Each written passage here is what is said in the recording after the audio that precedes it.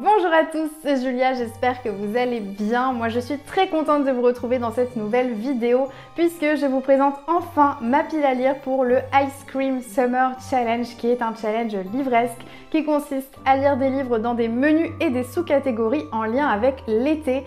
Une saison que j'aime énormément et ce challenge livresque il s'inscrit dans la continuité du Cold Winter Challenge et du Chinese Spring Challenge puisqu'il vous crée une petite atmosphère, une pile à lire bien sympathique qui va vous accompagner pendant toute cette saison.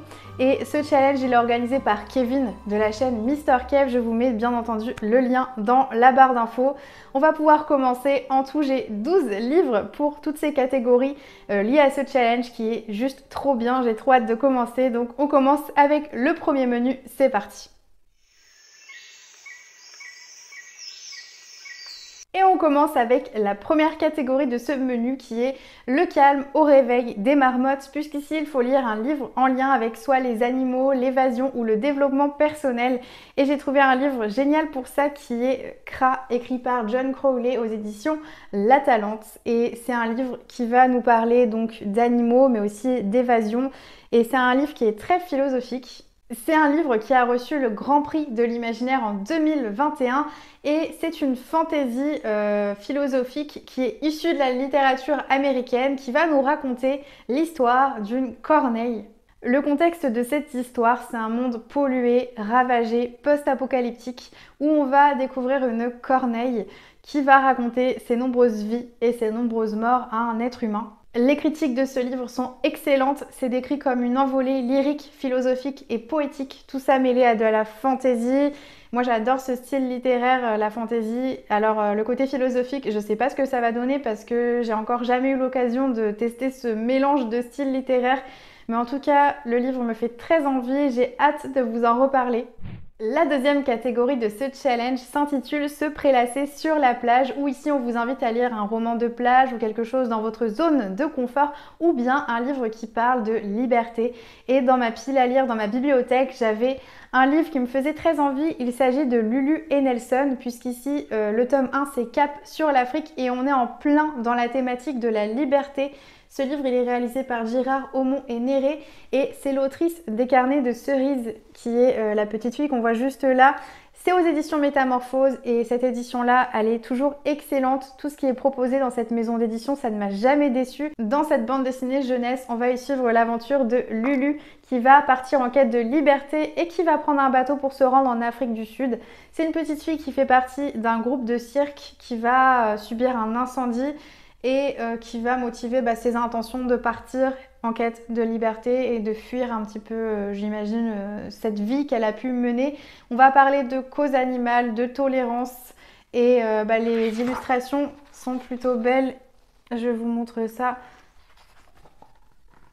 Donc j'ai vraiment hâte aussi de découvrir ce livre. Regardez le dos. Enfin, c'est une très belle bande dessinée jeunesse. Elle me fait trop envie.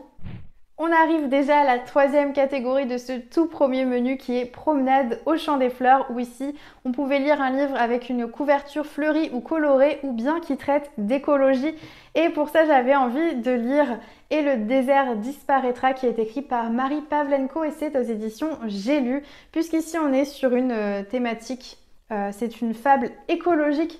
Comme c'est écrit juste devant, donc je me dis c'est parfait pour ce thème. C'est un roman dystopique d'anticipation post-apocalyptique qui a remporté un prix de l'imaginaire en 2020 et qui est cette fois-ci issu de la littérature française. On va y suivre l'histoire de Sama qui est une jeune femme qui vit dans un monde où tout a été ravagé par le sable. C'est un petit peu une représentation de ce que pourrait être notre futur puisque toute forme de vie a été éradiquée de la surface de cette planète.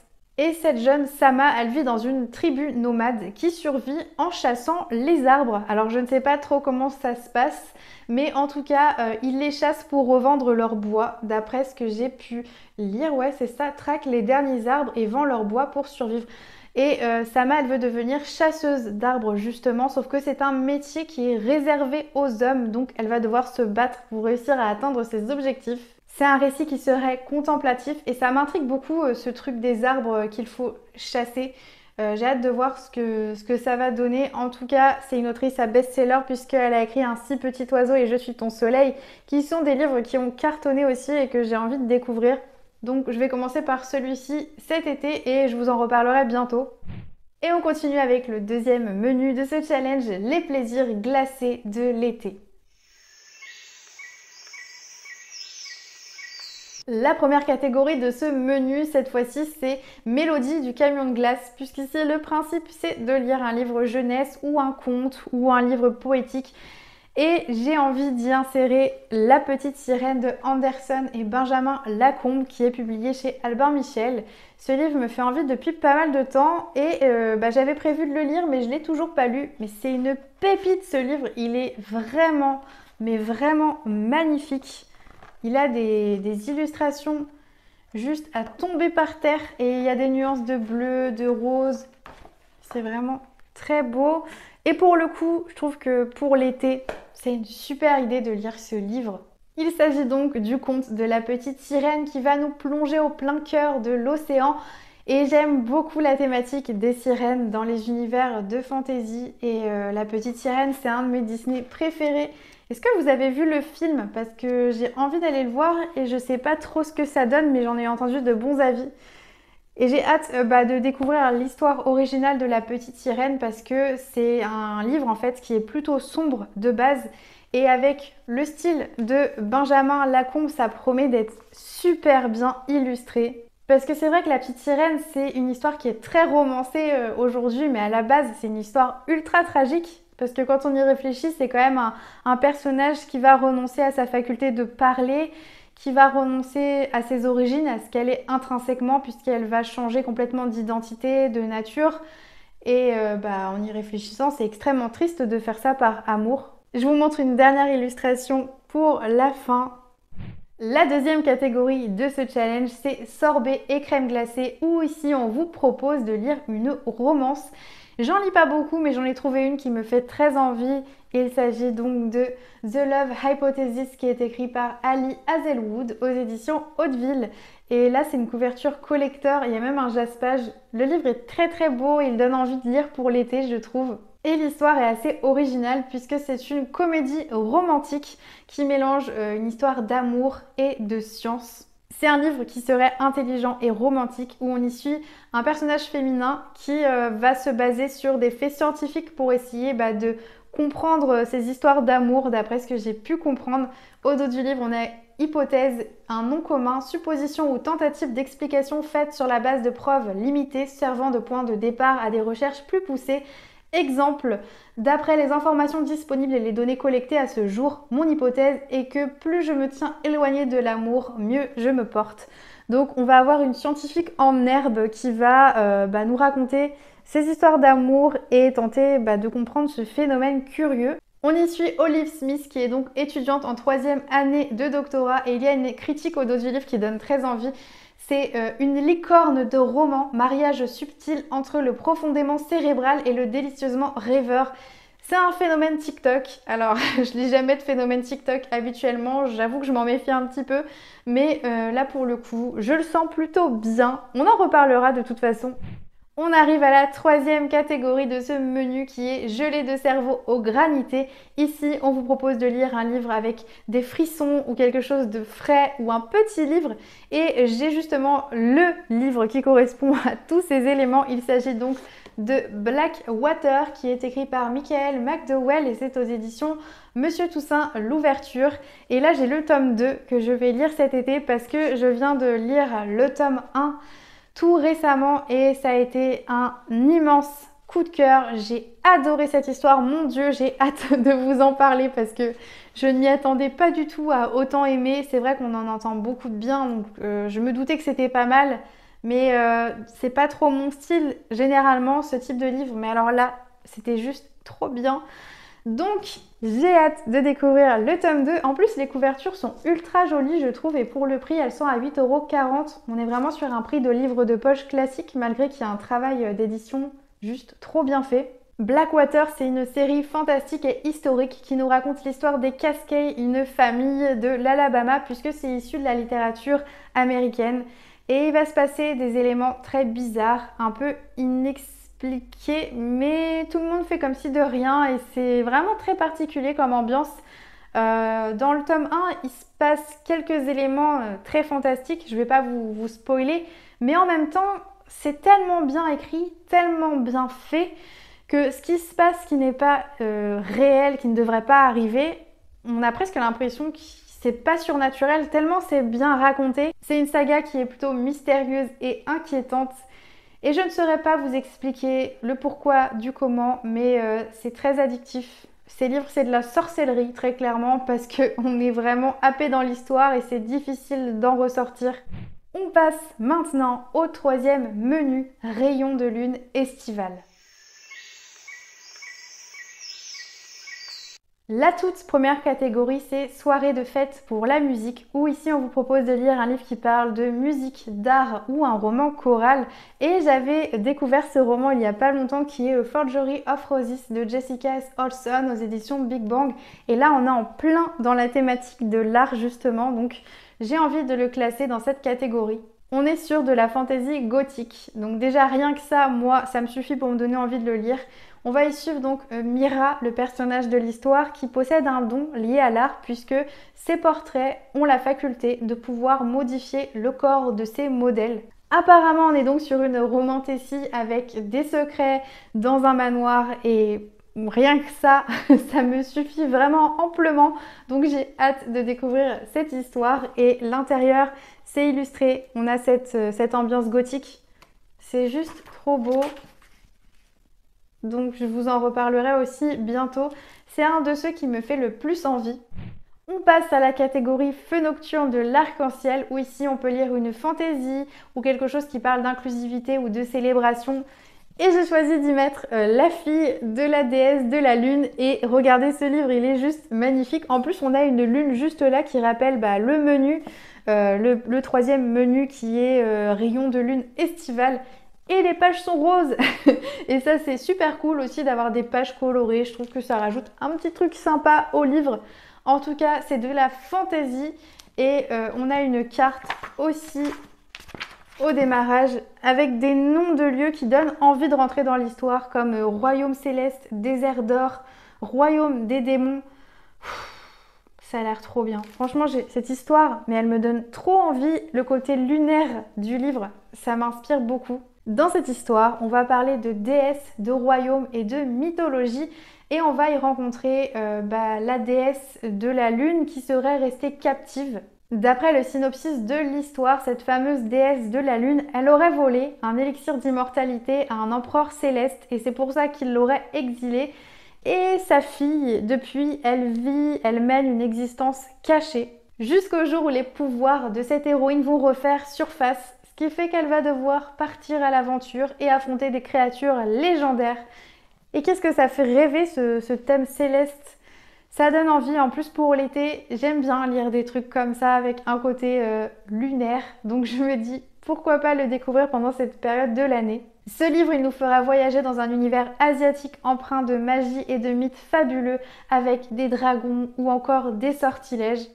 Et on passe à la dernière catégorie de ce troisième menu qui est marché de la nuit en effervescence.